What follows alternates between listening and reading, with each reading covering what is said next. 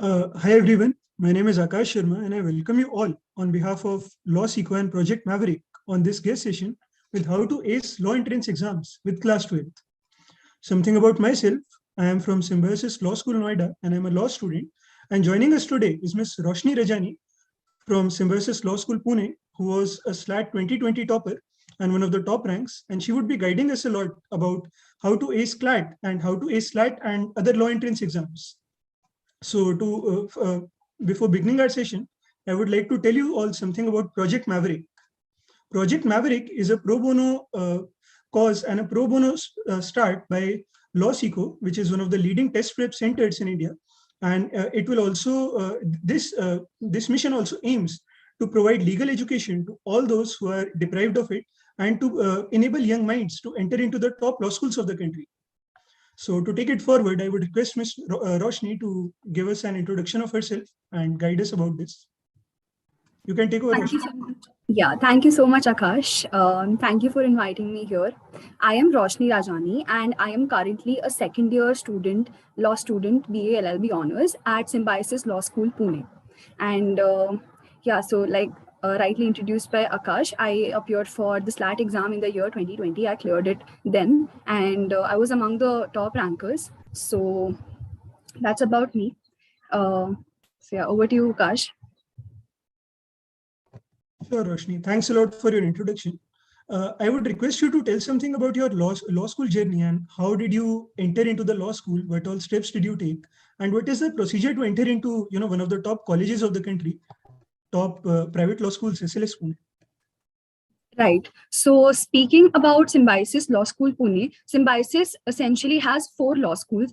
One is Pune, second is Noida, then we have Hyderabad, and the fourth one, the recent campus, is Nagpur. So there are 4 campuses, and all these 4 campuses for entering into the campuses, we have SLAT exam, that is the Symbiosis Law Admission Test. And the conducting body is SIU, the Symbiosis International University. So Symbiosis also has other entrance exams because it's a university, like I said, and law is just one of the courses that is offered by the college, the university. So Symbiosis, the SLAT, the admission test itself has 3 steps. The first step is the MCQ test. So that MCQ test is of 60 marks and there are 5 sections. And it's very similar to the other law entrance exams like CLAT. It has legal reasoning, then we have English, then we have analytical reasoning, logical reasoning, and GK. So these are the 5 sections, and all the 5 sections are of 12 marks each. And the total comes out to be 60 marks, and you're given 60 minutes. So that makes it like 1 minute per question. So that's the first step.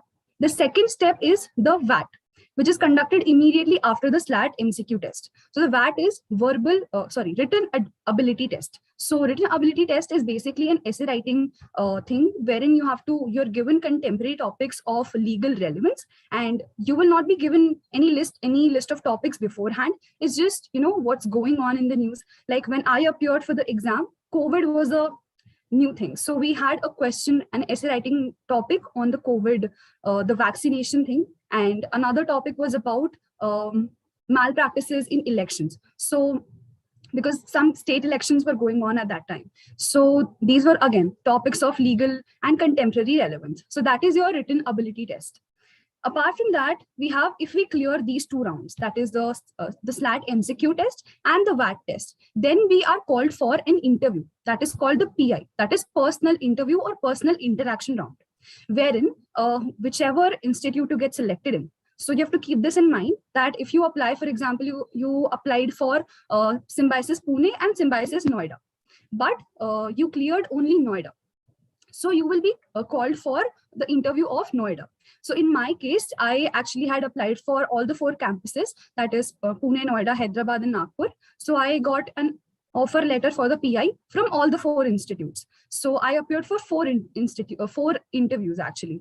So I also cleared the Pune interview round. So interview is actually the most difficult aspect of this entire Symbiosis admission test, because they actually judge you on a one-to-one personal level. So before the pandemic, these interviews used to happen physically. So people used to actually visit the campus and meet the faculty in person. So they could actually see your body language. They could actually see how you're behaving in a stressful situation. And that's how a complete analysis of your personality used to take place. And only the top creamy students were taken into the prestigious colleges of Symbiosis. So that's about the admission process. So once the admission process was cleared, I got selected in Symbiosis Pune for the BA LLB program, and our classes commenced. And that's how I got into the law school. And my law school journey since then has been amazing, because in my first year itself, I got selected into the Student Welfare Committee. So our college has a student advisory board and a student bar association. So student welfare committee is a part of the student advisory board, and I got selected in that. And then I also participated. We have a plethora of cells, different cells working for a lot of things. So as per my counting, we have almost 17 to 18 different fully functional cells on different aspects. So last year in my first year, I joined the Law Hawk cell, which is the literary cell of our college. And then I also joined the Animal Liberation Committee, which basically works for animal rights. And in my second year, now I'm a part of the Constitutional Law Club of our college. Apart from that, I've since the beginning, since my school, I have been very interested and inclined towards debating. So in school, I used to do MUNs and debating, but in my first year, I got exposed to moot courts. And my first external moot court was the DME, the Delhi Metropolitan Education Moot Court. And after that, I also got to because my performance was good in that one, I got a chance to be a research assistant for an international moot, that is the Foreign Direct Investment International Arbitration moot. And our college also secured all over the world. Symbiosis Pune secured the first rank in that. So that's about it. In my second year also, I've done 2 moots. So yeah. That's really amazing. That was really great. And if you could please unmute, Roshni. The voice is echoing actually. Okay, am I audible? Yes, you are actually audible. So do you want me to mute or? Yes, just please, like, the voice is echoing, so just for that way. Okay. And, thanks a lot for letting us know in detail about the test prep and the entrance procedure. Like, as you told that the PI VAT, this thing is actually out of the box in all the law entrances, while in CLAT, ALET, or any other law entrance, they just take the test and they enter into the prestigious law schools. So I would request you to please delve a bit in detail about how you prepared yourself and how you braced yourself for these 2 steps and how did you excel in them. Thank you. Right. So like you said, the MCQ test is pretty common in other law entrances as well. And the syllabus is also similar. So that preparation also is covered with your other entrance prep. So the major difference is the VAT and the PI. So for VAT, what I did was I was very much into reading newspaper. Since even before preparing for the law entrances, I used to read newspaper. On a daily basis, I started reading since my 9th grade. So that helped me find out what the topics are which are of contemporary legal relevance. And the more you read, even if you're not into reading newspapers, what you can do is you can actually just search topics. You can see, I'm sure everybody's on Instagram these days. And a lot of these topics keep on, people, this activism that takes place on social media, Twitter, Instagram, all of these places. Even if you come across something, let's say the hijab ban, so just search it up on Google, read articles about it. I'm pretty sure if you're into law, you're interested in all of these things. So the more you read about the different aspects, and the more you read, the more you'll be exposed to different kinds of writing styles and different kinds of facts and laws and the legal principles behind it. So that way, your writing, when you're actually you're sitting and giving the VAT exam, because you've read so much, you already have the knowledge. So you'll barely take 5 to 6 minutes to brainstorm and think about what you have to write. Because I had read newspapers, I knew what I had to write about the vaccination drive and all of that.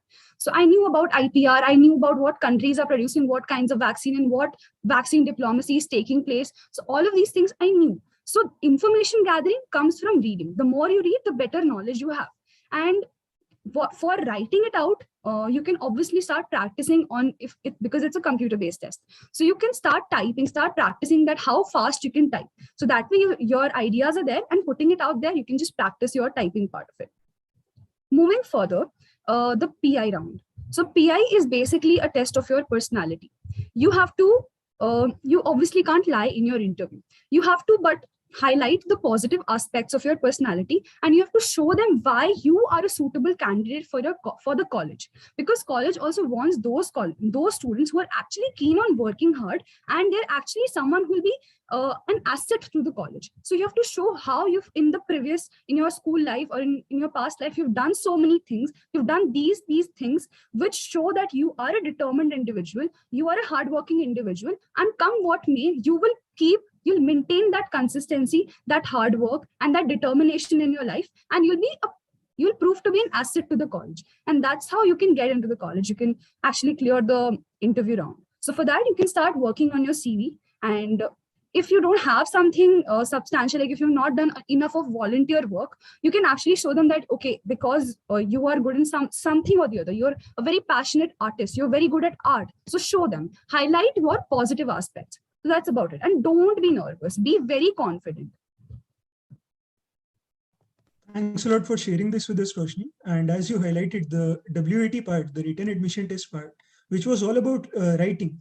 So you told that you read a lot of newspapers. So could you highlight that? What part did you read and what all newspapers did you refer, so that the present aspirants can have a better idea on how to write? Thank you. So actually, there's this trend that people follow, that people usually read the Hindu newspaper. But I personally was a fan of the Indian Express. I loved the Indian Express. Why? Because apart from the editorial page, the Indian Express also has an explained page, wherein you get that one topic of contemporary importance. It could be a legal topic, it could be about politics, it could be about international relations, not necessarily about law, but then that topic is very important, and that topic is explained very much in great detail. So I really like the explained page of it, and it has different aspects. Sometimes you find something on science and technology, sometimes you find, let's say, metaverse was a recent thing in the newspaper. So you find all of these different things apart from law. So that is why I always loved reading the Indian Express. That's the newspaper which I prefer, and in that also the explained page and then the editorial page, my favorite. That's amazing. Thanks a lot for highlighting this Indian Express part, because it covers two aspects. According to me, it would help the students in the GK prep also, and also in a WAT prep. It would help them a lot. And also, I would like to our attendees, I would like you all to know that India's biggest legal blog, iPleader's blog, is also operated by LawSeco, and the law students can always go and refer their articles there. And moving forward with the issue, Roshni, like I remember it was a tough call for me after having been selected in SLS Pune and SLS Noida to choose SLS Noida, because both of the campuses are doing great. So if you could tell me that, how did you choose SLS Pune, and what were your motivations? What the mindset behind it? So for me, like you had personal considerations for choosing Noida, I did not have any personal considerations. I just followed the NIRF rankings. I just followed the reviews from my seniors, and I got good reviews about Symbiosis Pune. Symbiosis overall Symbiosis is a good brand name. So even if you're in any of the colleges of Symbiosis, it's a good thing for you. But I personally wanted to get into Symbiosis Pune because it is the oldest campus. It has a good alumni base, and the reviews which I got from my seniors were good, and NIRF rankings also say that it is the topmost private college. So that's why. That's amazing. That's amazing. So how was your interview journey? Like, what questions did they ask, and how did you face them? Like, you faced 4 interviews and you fared amazingly well in all of them after being selected into SLS Pune. So if you could share something about your interview prep also. Right. So this is interesting because all the 4 campuses had different styles of interviews. So I remember Nagpur and Hyderabad had asked me only GK and legal questions. So they kept asking me static GK about constitutional law. They asked me what is justice, equity, good conscience. They asked me what is Article 21, what is Article 14, what is the holy trinity of Article 14, 19, and 21. So all these things, these are some things that we as 12th class students are not aware of mostly. at max we know that what is Article 14, what is Article 21, right to freedom, right to privacy, all of that. We just have a basic understanding of it. But the Holy Trinity aspect of it, justice, equity, good conscience, all of these are something which we are taught in law school. So that's why, but then I was, like I said, be confident. I did not know what the Holy Trinity was back then, but then I somehow made something, and I made connections between Article 14, 19 and 21 in my interview, and I gave them an answer which was pretty close to the correct answer, even though I wasn't theoretically aware of it. So just use of logic and being confident, having presence of mind, and being, thinking on your toes. So that is what is required in such interviews, even when you're not aware of something.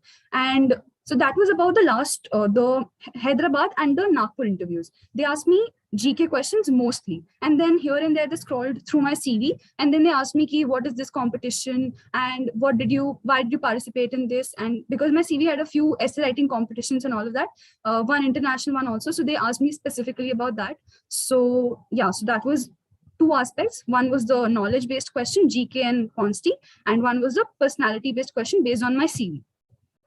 Then coming to Noida's interview, Noida's interview had more of personality questions and GK. So like I said, in my previous experiences, it was just based on my CV. But then in Noida, they kept asking me, apart from the GK and the legal aspect of it, the constitutional part, they also asked me situation-based questions and personality-based question.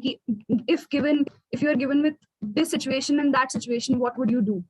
And similarly, this personality test became even more difficult and even more intense in Pune interview. So in the Pune interview, there were 3 faculties, I remember, and all of the 3 people asked me separate types of questions. There was one person who gave me GK and Consti questions, knowledge-based question. Then there was a second person who gave me situations. And by situations, I mean, he gave me a situation like, you are a judge and you have to decide as a judge. You do not require any prior knowledge of law. You are just a judge sitting, and you have to decide for a lady who has stolen from a very rich person. This lady is a beggar, and she has stolen from a very rich person a sack of grain to feed her hungry children.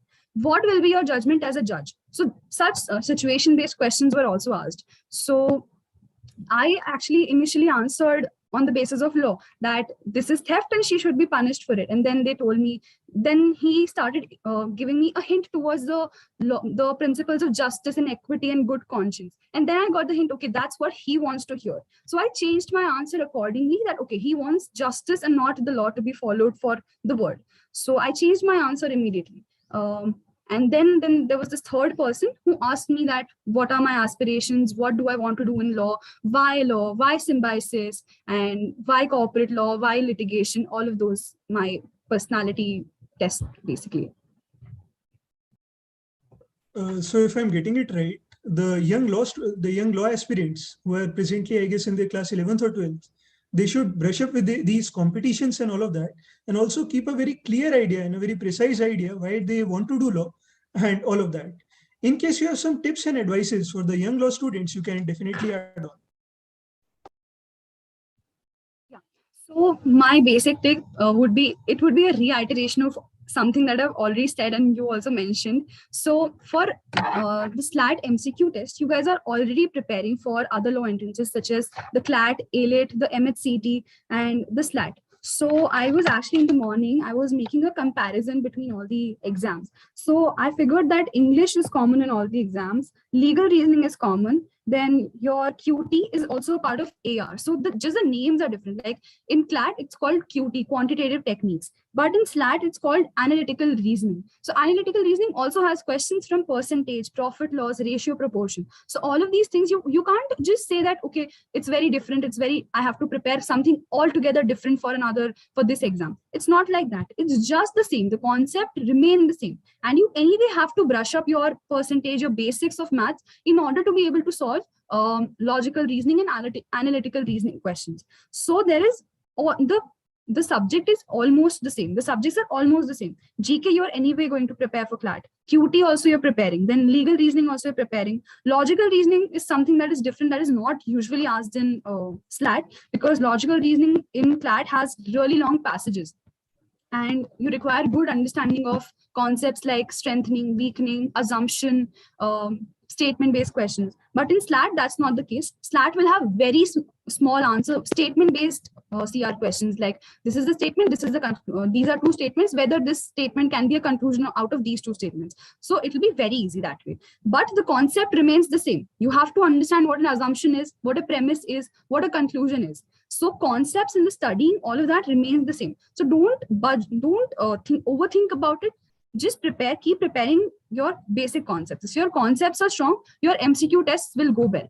And for that, I've already told you, keep reading and keep practicing. Type, start writing, even if you are just writing about your day. Just build the habit of writing so that you have a habit, you're in the habit of typing and structuring your ideas in a flow, because that is what's required. You'll be given just 30 minutes, and in those 30 minutes, you have to process all the information and arrange it in a particular coherent manner so that the examiner can understand it very well. So start writing for the VAT. And for a personal interview, even if you're in at the early stages, start doing volunteer work. Start doing things which will reflect good on your CV. So that way you can ace the exam. You know, that's an amazing tip that you gave about writing, about reading, and about personality development to all those who are presently in their 11th and 12th. So, Roshni, a question to you. That tell me that when you were in 11th and 12th, how did you manage time, and how did you manage to crack SLAT and SLS Pune in your first attempt itself, in your maiden attempt?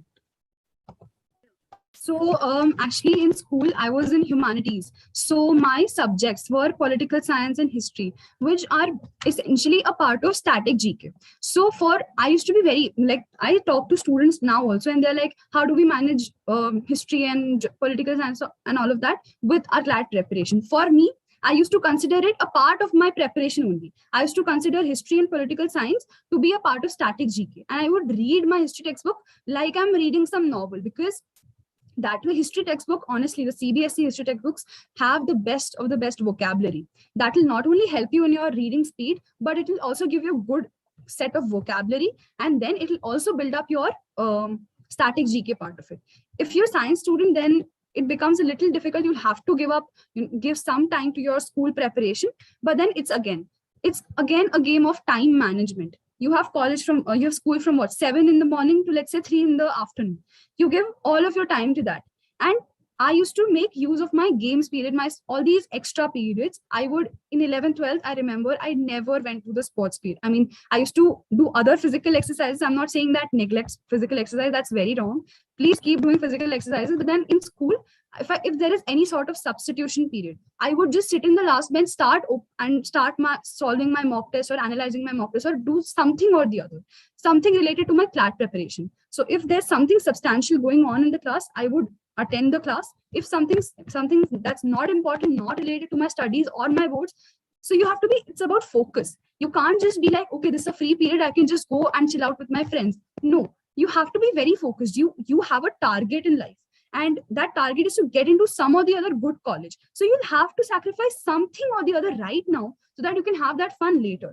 So you have to be very focused. You have to manage your time accordingly. So every games period, every fine arts period, I was a fine arts student, so I used to skip fine arts period and then lunch breaks and all of those, and I used to sit and study in all of those. So that's how I did. And then my house was also very far away from my school. So commute used to take 1 hour.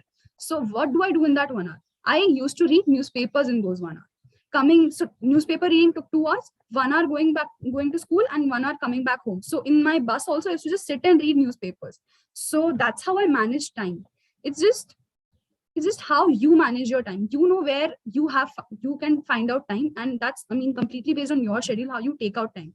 But then what I'm saying that even between those 7 in the morning to 3 in the afternoon, you can take out time. It's you have to analyze where you can find out those loopholes and take out time. So that is there. And then I'm not someone who says that neglect your boards. Please, a lot of people suggest that it's okay. The minimum percentage required is 45% or 50%. Don't do that. I mean, why would you want to sacrifice? If you're a good student, if you're a bright student, it's just a matter of managing time very well. So whenever you are there in class, attend class in a very focused manner. Take down notes. Whenever you are in your school, take down notes so that your topic, whichever topic that is being covered in class, you already are very well prepared on it. And then later on, before your exams, you just have to glance through the chapters and through your own notes. So that's what I did. I had, for all the subjects, I had really good notes. So I never opened my textbooks. I used to just sit and read my notes copy, and then I was fully prepared for the exam. And then all the extra time I used to give to my CLAT and other exam preparation. So that's how I managed my time. Ghar pe aake bhi, I had a proper fixed schedule. I would take a break. I used to take appropriate breaks, because that is also very important for your mental well-being, because you're studying so much. Your brain needs rest for efficient working. So after coming home, I would take rest, and then again I had a fixed schedule of 5 hours, then again a break, and then again the night routine. So that way I would take appropriate sleep of 7 hours also. I'm going to school also. And in my studies, I mean, it's just efficient utilization of each and every minute. If I'm in school, if I'm attending a class, it's not like my brain is somewhere else and I'm just sitting in class lost. No, I'm taking down notes. I'm understanding the concept then and there itself. And then in my extra periods, I'm studying for CLAT. And then my home also, at my home, I have a fixed routine. So that way, making the best of every minute. So to all the future lawyers out there, Roshni has highlighted us very important 2 points. The first of all is the principal importance of newspapers. Newspapers are a complete plethora of knowledge. Like you can get GK, you can get essay writing ideas, like SLAT is common in this. All the 4 colleges, they are giving essay writing. So you can get a great idea about this. Along with that, they are anyways essential for your GK skills also. And Roshni, as you told about your time management during your school times, could you also tell us how did you manage time during your exam so that the future lawyers out there have an idea of it? Thank you. Yeah, so exams, just the school exams or the CLAT in the other law entrances? The law entrance exams, like you gave SLAT and all of that. Yeah, so I have actually prepared a list of all the exams. So I'll begin with CLAT. For English section, you have to give maximum 30 minutes, not more than that. Your English section should be done between 25 to 30 minutes. Then GK should take 10 to 12 minutes. QT 10 minutes, 10 to 12 minutes again. Legal reasoning 30 to 35 minutes, and logical reasoning again 30 to 35 minutes. Then you have your A-Lit.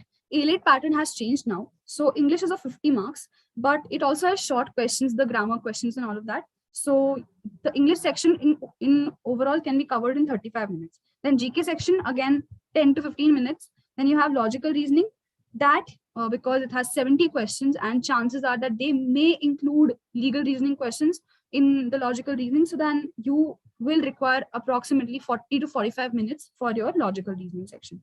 So that is SLAT and E-Lit. For SLAT is very easy. The MCQ test is very easy. You have just 12 questions in each section. So for logical reasoning, you will have to devote 12 to 15 minutes. GK, you will barely take 5 minutes, because there are just 12 questions. Either you know them or you don't know them. So just 5 minutes.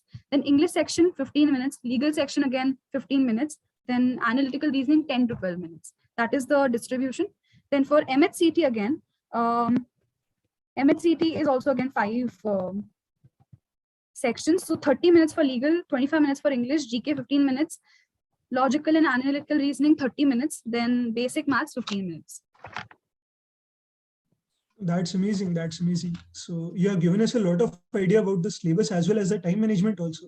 And I would like to know that being a humanities student, you also fared a lot, very greatly in all the quantitative techniques and all the aptitude things.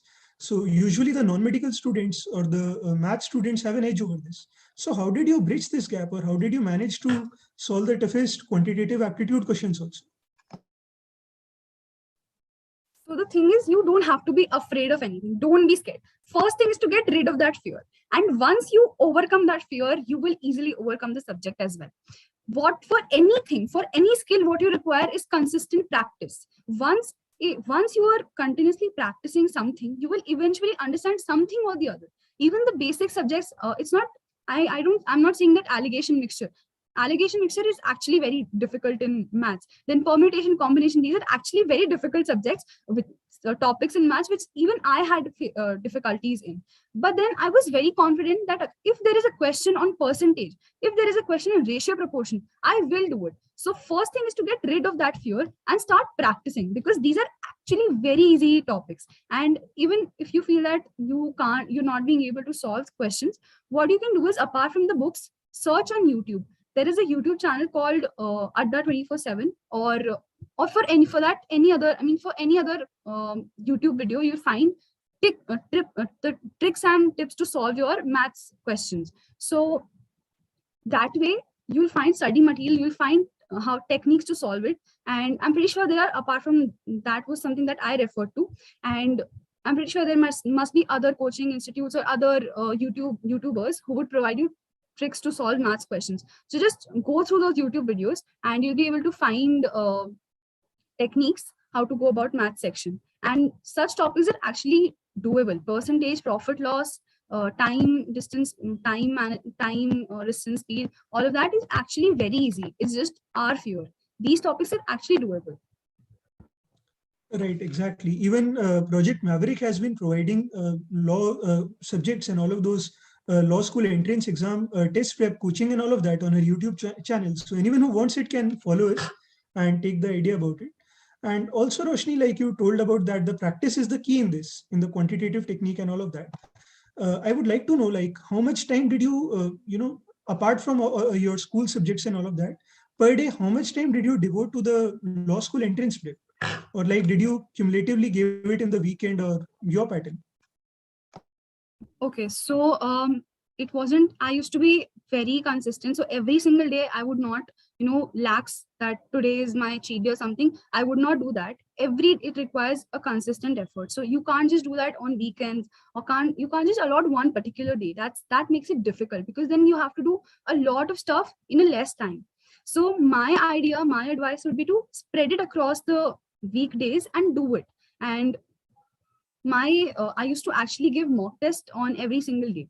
Not every alternative day I would give mock test. So today, if I'm giving a mock, tomorrow I'll just sit and analyze my mock. And then I would try to find out where I'm going wrong, how I'm going wrong. And apart from the mock used to take 2 hours. And uske alawa, I used to give at least 1 hour to each subject. So my GK used to get covered in the newspaper readings that I used to do in my commute from school to home. So my newspaper and my GK part was done in the morning. I would not sit and make notes, because I felt that I already have a lot of other school and preparation work. So I could not take the time to sit and make notes. I would refer to the study material that was available.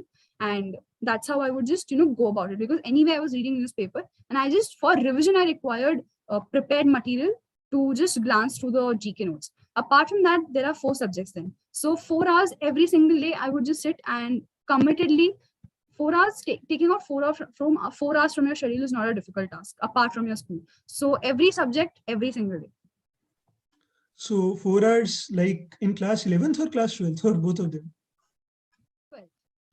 12th. Okay. So along with the boards, this is actually the key. I would like to tell all the future lawyers out there that this is the key to enter into the top law schools, that's staying consistent, staying updated, and having a lot of knowledge, which obviously comes from practice.